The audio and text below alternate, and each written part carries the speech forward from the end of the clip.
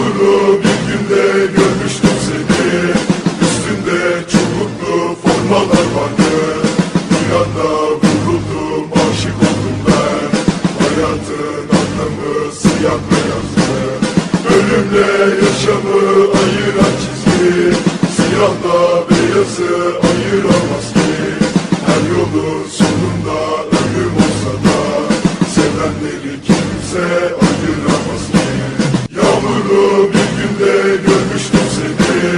Üstünde çubuklu formalar vardı. Bir anda vuruldum, aşık oldum ben. Hayatın anlamı siyah beyazdı. Ölümle yaşamı ayıran çizgi, siyahla beyazı ayıramaz ki. Her yolun sonunda ölüm olsa da sevenleri kimse ayıramaz ki. Yağmurlu bir günde görmüştüm seni. Üstünde çubuklu formalar vardı. Bir anda vuruldum, aşık oldum ben. Hayatın anlamı siyah beyazdı. Ölümle yaşamı ayıran çizgi, siyahla beyazı ayıramaz ki. Her yolun sonunda ölüm olsa da sevenleri kimse ayıramaz ki. Yağmurlu bir günde görmüştüm seni. Üstünde çubuklu formalar vardı. Bir anda vuruldum, aşık oldum ben. Hayatın anlamı siyah beyazdı. Ölümle yaşamı ayıran çizgi, siyahla beyazı ayıramaz ki. Her yolun sonunda ölüm olsa da sevenleri kimse ayıramaz ki. Yağmurlu bir günde görmüştüm seni. Üstünde çubuklu formalar vardı.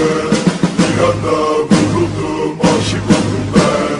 Hayatın anlamı siyah beyazdı. Ölümle yaşamı ayıran çizgi, siyahla beyazı ayıramaz ki. Her yolun sonunda ölüm olsa da sevenleri kimse ayıramaz ki. Yağmurlu bir günde görmüştüm seni. Üstünde çubuklu formalar vardı. Bir anda vuruldum, aşık oldum ben. Hayatın anlamı siyah beyazdı. Ölümle yaşamı ayıran çizgi, siyahla beyazı ayıramaz ki. Her yolun sonunda ölüm olsa da sevenleri kimse ayıramaz ki. Yağmurlu bir günde görmüştüm seni. Üstünde çubuklu formalar vardı. Bir anda vuruldum, aşık oldum ben. Hayatın anlamı siyah beyazdı. Ölümle yaşamı ayıran çizgi, siyahla beyazı ayıramaz ki. Her yolun sonunda ölüm olsa da sevenleri kimse ayıramaz ki. Yağmurlu bir günde görmüştüm seni. Üstünde çubuklu formalar vardı. Bir anda vuruldum, aşık oldum ben. Hayatın anlamı siyah beyazdı. Ölümle yaşamı